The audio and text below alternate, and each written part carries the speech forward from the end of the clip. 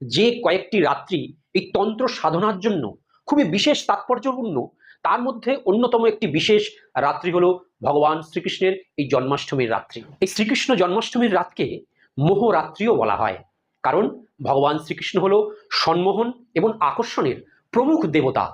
তাই যারা কৃষ্ণ ভজনা করে, সারাদিন কৃষ্ণ নাম জপ করে, তাদের মধ্যে দেখবেন একটা সহজাত আকর্ষণ ক্ষমতা তৈরি হয়। তাদেরকে আপনি সহজে ইগনোর করতে পারবেন না।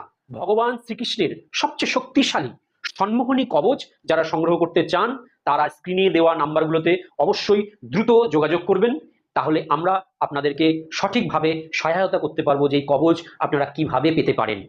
ঠিক আছে, এই সম্মোহনী কবচ অতি শক্তিশালী এবং সম্মোহন ক্ষমতা প্রদান করে, যার দ্বারা আপনারা যে কোনো কাজ সহজেই করে ফেলতে পারবেন। কারণ আপনারা যদি আপনাদের সামনের ব্যক্তিকে সহজেই সম্মোহিত করতে পারেন, তাহলে কিন্তু কোনো কাজ দেখবেন আপনাদের আটকাবে না। তাই এই কবচ সংগ্রহ করতে